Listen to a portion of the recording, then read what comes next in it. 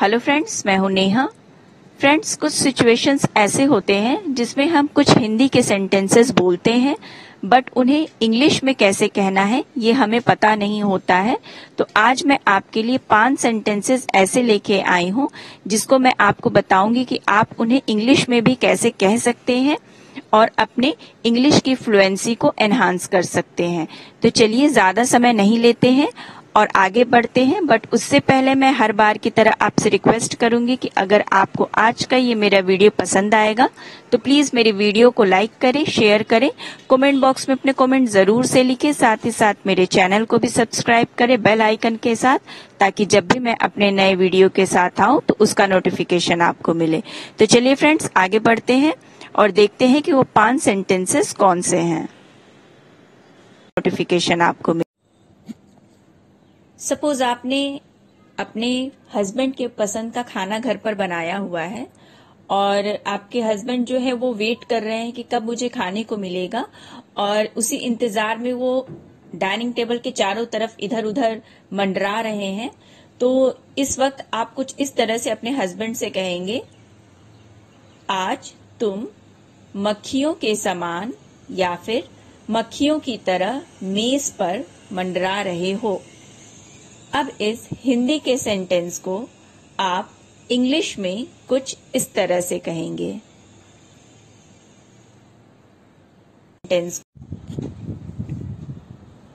Today you are hovering around the table like flies। यहाँ पर इस सेंटेंस में आप देख रहे हैं कि मैंने hovering वर्ड का यूज किया है, जिसका हिंदी में मतलब होता है मंडराना। और इस वर्ड को हम भंवरे या मक्खियों के लिए यूज करते हैं और कभी कभी पर्सन के लिए भी यूज कर सकते हैं। जैसा कि अभी आप इस सेंटेंस में देख रहे होंगे कि मैंने मंडराने वर्ड को किसी पर्सन के लिए ही यूज करके आपको दिखाया है एग्जाम्पल में, और वहां पर उस हिंदी वर्ड के लिए मैंने उसे इंग्लिश में हॉवरिंग कहा है। और आप इस वर्ड को नोट कर सकते हैं, उसे याद कर सकते हैं और अपने डेली के बातचीत में उसे यूज में ला सकते हैं। उसे मैं एक बार रिपीट कर देती हूँ। आज तुम मक्खियों के समान मेज पर मंडरा रहे हो। इस हिंदी के सेंटेंस को आप इंग्लिश में इस तरह से कहेंगे, today you are hovering around the table like flies. अब आगे बढ़ते हैं और देखते हैं नेक्स्ट सेंटेंस कौन सा है। फ्लाइज। कभी कभी ऐसा होता है कि हमें बाहर जाना होता है, सपोज ऑफिस का ही टाइम है और हमें घर से बाहर जाना है और बाहर बहुत बादल लगा हुआ है, और जैसे ही हम घर से बाहर निकलते हैं और बहुत तेज से बारिश शुरू हो जाती है, तो उस सिचुएशन में हम कभी कभी इस तरह का सेंटेंस यूज करते हैं, जैसे यह तो होना ही था, यह तो होना ही था।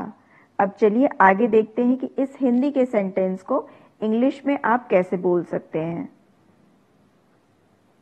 अब that was bound to happen, that was bound to happen.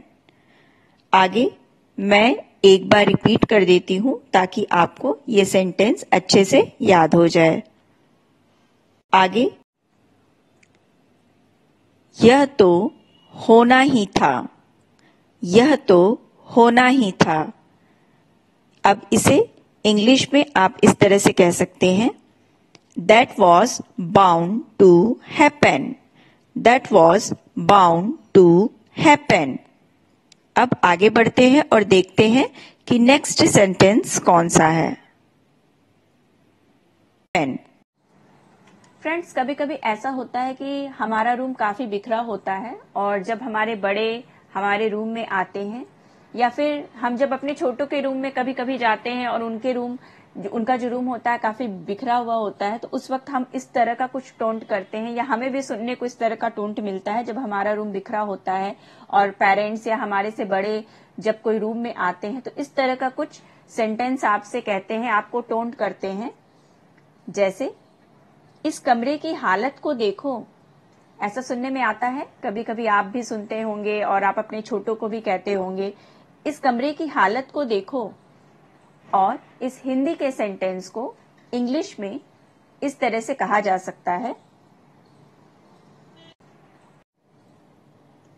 Look at the state of this room. Look at the state of this room. अब मैं आगे आपको हिंदी और इंग्लिश के जो सेंटेंस हैं मैं एक बार रिपीट कर देती हूं, ताकि आपको अच्छे से वो चीज याद हो जाए और आप उसे प्रैक्टिस में ला सकें। ताकि इस कमरे की हालत को देखो। इस कमरे की हालत को देखो। और इस हिंदी के सेंटेंस को आप इंग्लिश में इस तरह से कहेंगे, look at the state of this room. Look at the state of this room. अब नेक्स्ट सेंटेंस पे चलते हैं और देखते हैं कि नेक्स्ट सेंटेंस कौन सा है और उसे हम इंग्लिश में कैसे कह सकते हैं। फ्रेंड्स, कभी कभी ऐसा होता है कि हम किसी पर अनजाने में गलत इल्जाम लगा देते हैं, या फिर सामने वाला हम पर गलत इल्जाम लगा देता है और हम गुस्से में उसे कुछ इस तरह से बोलते हैं, या हमें कुछ इस तरह से सुनने में मिलता है जब हम किसी पे गलत इल्जाम लगाते हैं।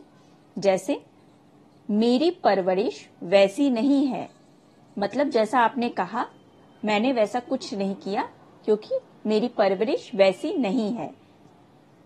फिर से एक बार मैं बोल देती हूँ, मेरी परवरिश वैसी नहीं है।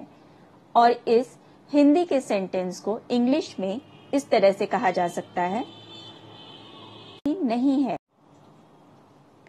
That's not my upbringing. That's not my upbringing. इस तरह से आप इंग्लिश में कह सकते हैं।